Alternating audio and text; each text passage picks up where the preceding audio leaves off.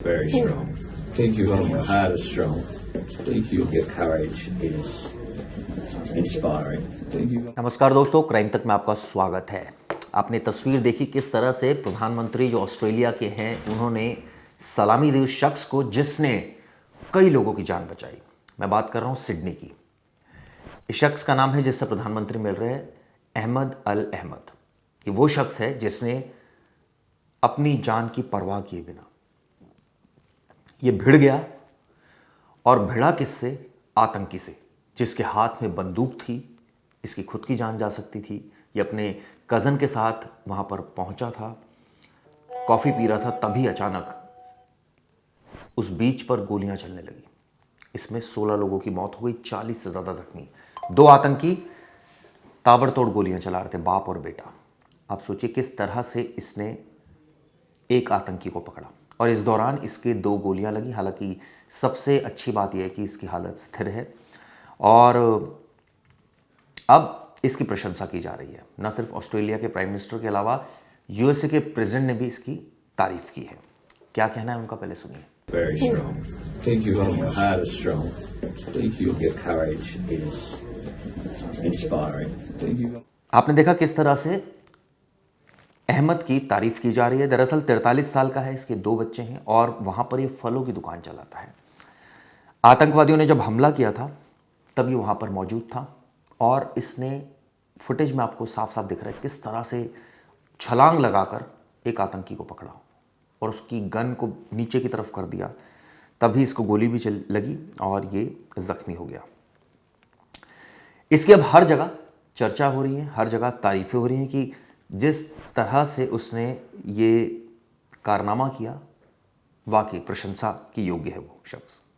तो तकरीबन 20 मिनट तक ये फायरिंग होती रही थी, जिसमें 50 राउंड से ज़्यादा गोलियां चली थी। आप सोचिए, इसमें करीब 15 लोगों की मौत हुई थी। 16 पहले आंकड़ा आ रहा था, लेकिन बाद में क्लियर हुआ 15 है आंकड़ा।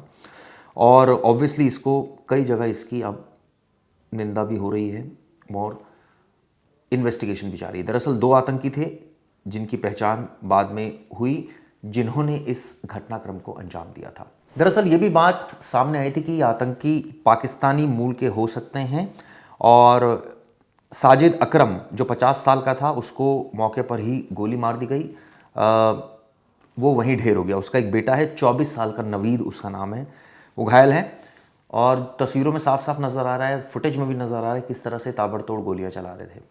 क्यों चला रहे थे ये गोलियां, क्या इनका मकसद है, इसकी जांच जारी है। लेकिन जिस तरह से इन्होंने गोलियां चलाई, पूरे ऑस्ट्रेलिया में ये कहा जाए हाहाकार मच गया। ये भी पता चला है कि नवीद ने कुछ घंटे पहले अपनी माँ से बात की थी, और उसने अपनी माँ से कहा था कि वह तैराकी करने गया है और अब खाना खाने जा रहा है। आप सोचिए, इसके बाद इस तरह की इसने घटना को अंजाम दिया। अब इसको लेकर जो गृह मंत्री ऑस्ट्रेलिया के, उनका भी बयान सामने आया। उन्होंने कहा है कि साजिद 1998 में छात्र वीज़ा पर ऑस्ट्रेलिया आया था, यानी 98 में उसने वेरेना नामक ऑस्ट्रेलियाई महिला से शादी की, और उसके बाद अपना वीज़ा पार्टनर वीज़ा में बदल लिया। इसके बाद वो रेजिडेंट रिटर्न वीज़ा पर था, यानी साजिद के पास ऑस्ट्रेलिया की नागरिकता नहीं थी। लेकिन उसका जो बेटा है वो 2001 में पैदा हुआ था ऑस्ट्रेलिया में, और उसको ऑस्ट्रेलियाई नागरिकता मिल गई थी। इस तरह की जानकारी निकलकर सामने आ रही है। नवीद जो है वो 2019 में ऑस्ट्रेलियाई सुरक्षा खुफिया संगठन की जांच के घेरे में भी आया था, यानी इससे पहले भी वो जांच के घेरे में आया था नवीद। उस समय उसके खिलाफ हिंसा में शामिल होने या किसी प्रकार के खतरे का कोई संकेत नहीं मिला था। शक था और पूछताछ उससे हुई थी। कई सारे इसमें लोगों की मौत हुई है। अब सवाल ये भी है कि इनके पास हथियार कहाँ से आए। अकरम के पास, ये बताते हैं, लाइसेंसी बंदूक थी जिसका इस्तेमाल वो शिकार के लिए करता था। इस तरह की जानकारी निकलकर सामने आ रही है। साजिद अकरम एक गन क्लब का सदस्य भी था, और राज्य के कानून के तहत उसके पास लाइसेंस था। आप सोचिए, उसके पास 6 बंदूकें थी। इस तरह की जांच में बात सामने आ रही है। गोलीबारी के लिए निकलने से पहले बाप बेटे ने अपने परिवार को कहा था कि वो मछलियां पकड़ने जा रहे हैं, और उसके बाद अचानक उनका दिमाग फिर गया और उन्होंने इस तरह की घटना को अंजाम दिया। दरअसल ऑस्ट्रेलिया के जो प्रधानमंत्री है, एंथनी अल्बनीज़, उन्होंने सिडनी के बीच के पास जो ये हमला हुआ उसके बाद जिनकी मौत हुई उनको श्रद्धांजलि अर्पित की, और ये कहा कि 2 हमलावरों ने गोलीबारी की थी।